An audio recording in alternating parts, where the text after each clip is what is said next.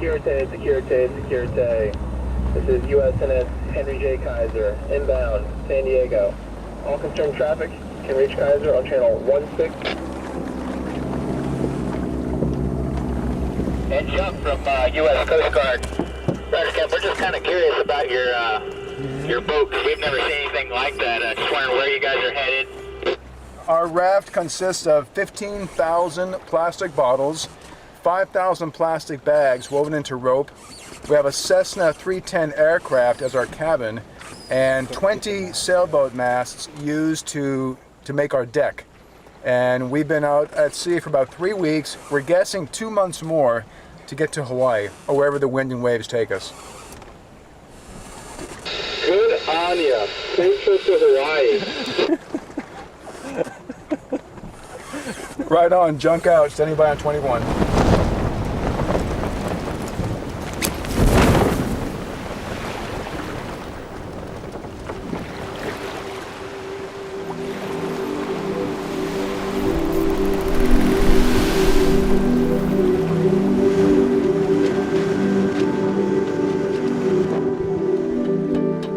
In February 2008, I joined Joel and my wife Anna on a research expedition surveying plastic pollution in the North Pacific Gyre. The gyre is a clockwise rotation of wind-driven currents that drives debris toward the center.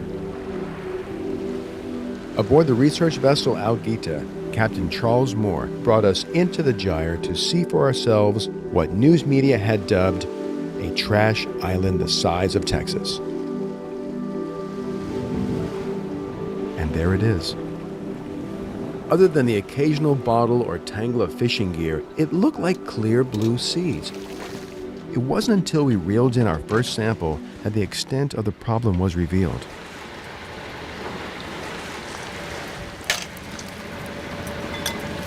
It's really looking worse than 1999. As in more plastic. As in more pollution, more anthropogenic pollution. Yep.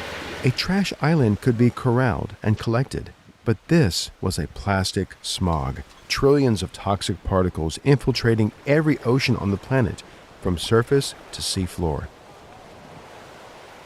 A global epidemic was unfolding before us, but the material was untraceable and the impacts on marine life were unknown. We needed a way to draw attention to the issue. Our plan had to be unconventional, something unique enough to attract a following and inspire action. At 2 a.m., while on watch at the wheel, I sketched a raft.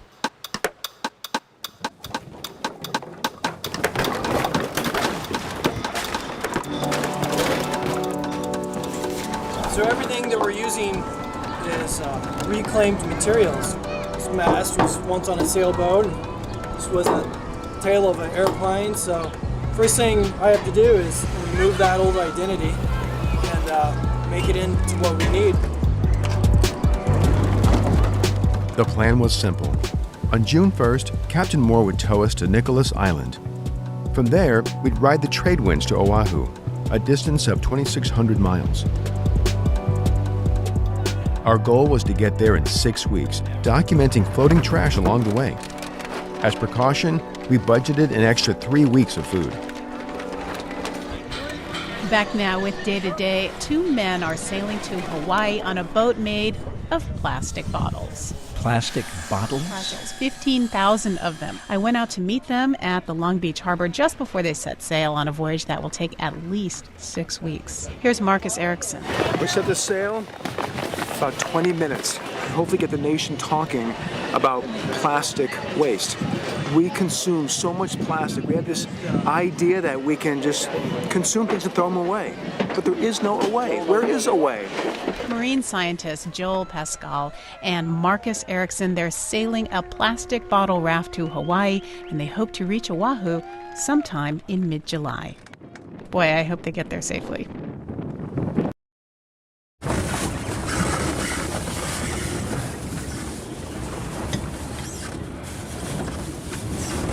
So this is day 5, and we're still at Nicholas Island.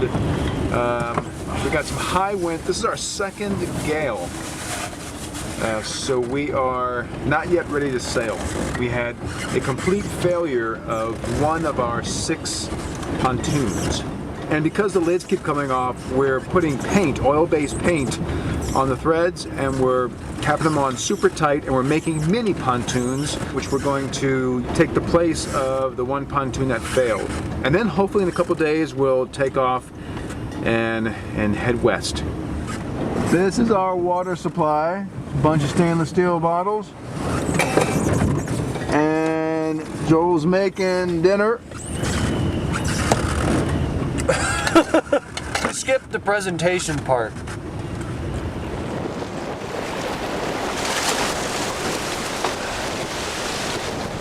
She takes the seas pretty well, as you can see right there. Bumps her a little bit sometimes, but she usually just rises up with them.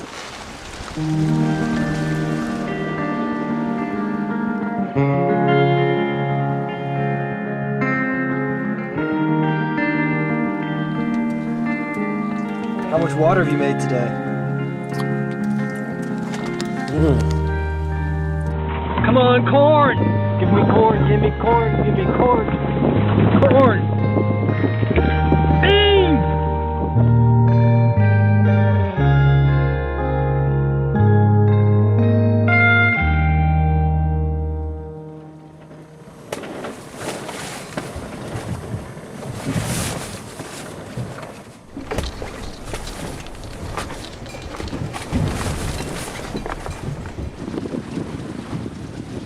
So this is the marine debris trawl. It's going to skim the surface and pick up what debris is floating out here on the southern edge of the gyre.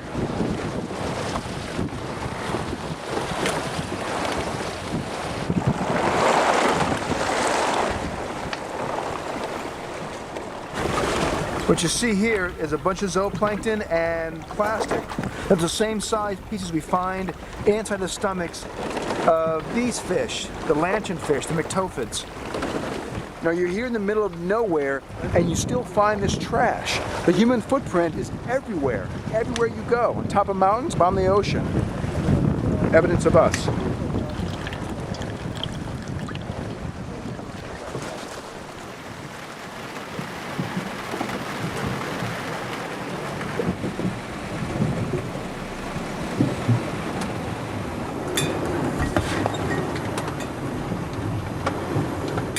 What are you doing?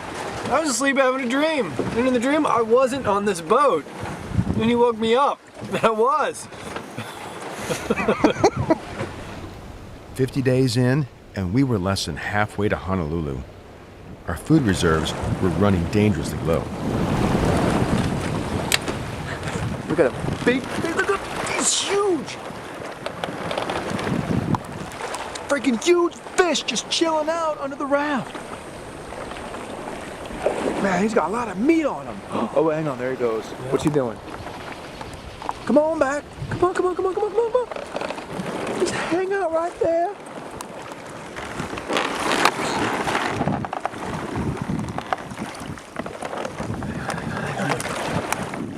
You're touching his tail. I know. Let me come out. Let me come out some more. Before you get all crazy. Oh, go. Wait, you said wait. No, get a good shot. Get a good shot on him. Got him.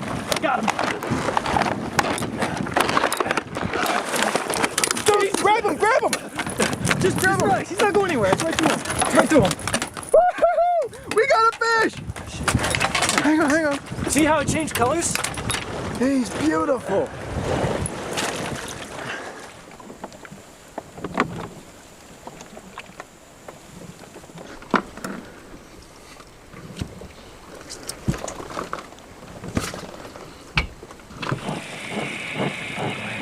What you got there? Lunch.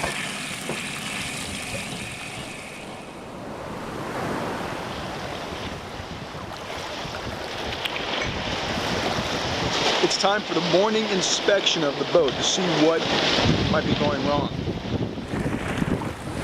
First thing I do is look to make sure there aren't any bottles sticking out.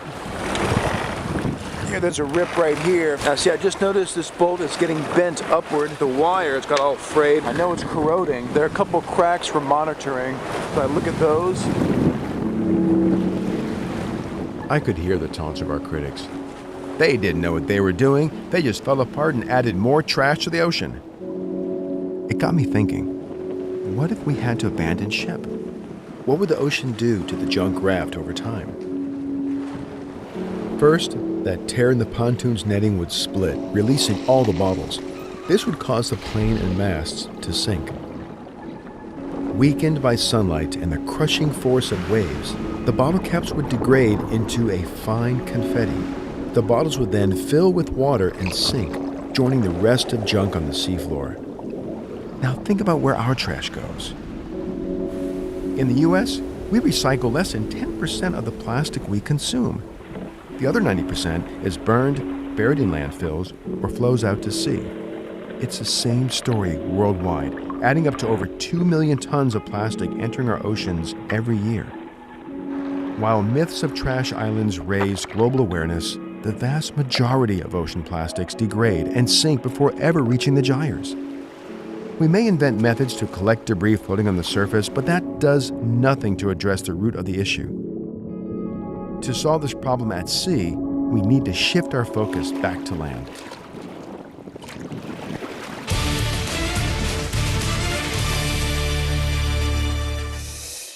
All right, Marcus, just start off by telling us again why you're doing this. We have discovered a rapid accumulation of plastic trash in the mid-Pacific Ocean, and most of it comes from land. We thought, what a great way to get the nation paying attention to plastic waste and to build a boat out of that plastic waste itself and go across the Pacific. You are now proving that if you make a boat out of lots of plastic bottles, it can be a very smooth ride. Well, I guess that's one alternative to recycling. You can reuse them to make a boat. It works for us.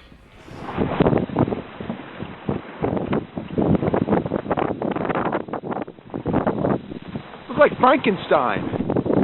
Trimming out the new sail. Frankensail. Trimming out the Frankensail. We're going faster. Like 2 knots at 230 degrees.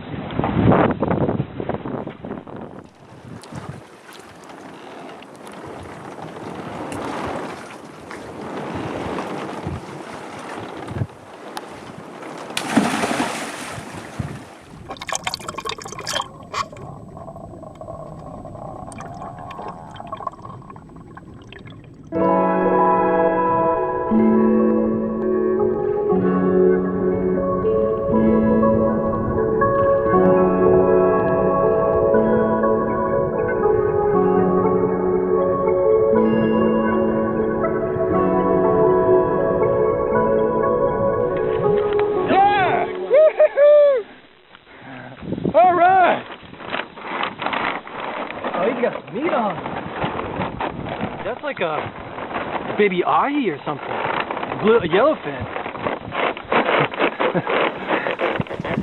You gotta catch more of these. That's not a problem. Are you on? Mm-hmm. I opened it up. The little nurdle popped out. Nurdle. Little black nurdle, and right inside the gut, they're just snacking on plastic. Wow. You don't want this stuff in the food that you eat. That's a human health issue. These plastics, they're full of pollutants like PCBs, DDT, PAHs, things that soak into the plastic while it floats around the world. When fish eat it, and you eat those fish, what happens to you?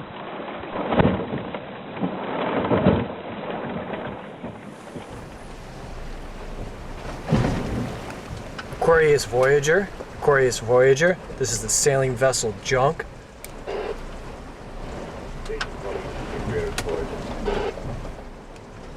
Yeah, I was wondering if you've seen any other blips on your radar. There's supposed to be someone who is rowing a rowboat across the Pacific in this area. Over. Roz Savage last gave her coordinates right in this area. So we'll see maybe if that ship's radar can pick up her signature. We also heard that she may be having trouble with her water maker, and we've got an next run on board, so we'll see what we can make happen.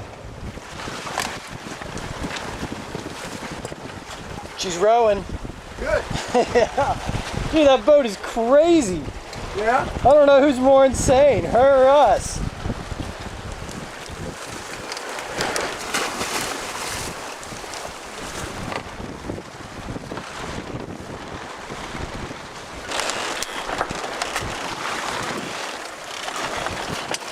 I like the captain's chair.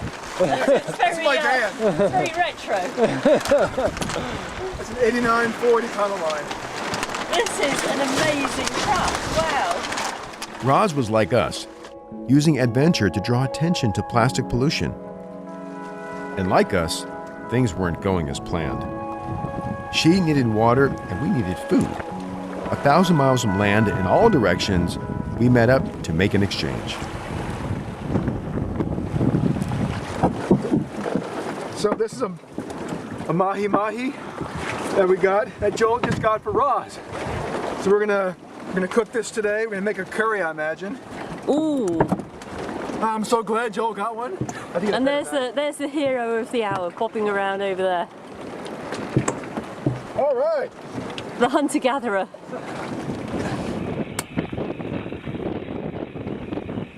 No doubt you're the coolest guys I've met in the last 3 months.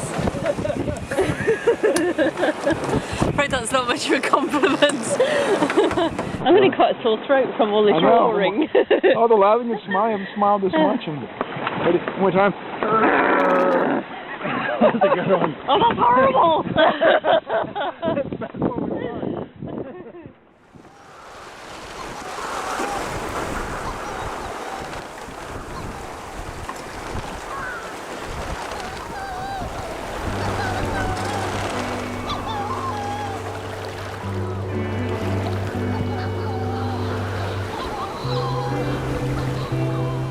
Joel saw land first. Months behind schedule and a good 20 pounds underweight, there's no sensation more welcome than the smell of land. We survived almost 90 days on the open sea, garnering an international following and securing a world record, first airplane afloat from California to Hawaii. Anna's in the harbor waiting for us, and Captain Charlie Moore is at the dock with floral leis.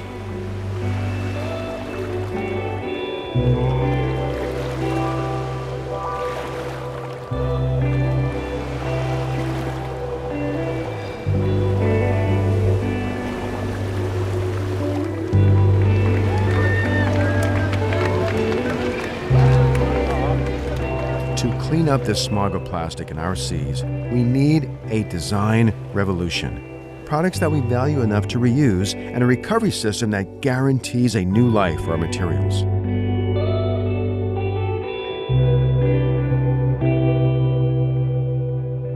It takes people, all of us demanding a better way, better stuff. And that's what makes change happen.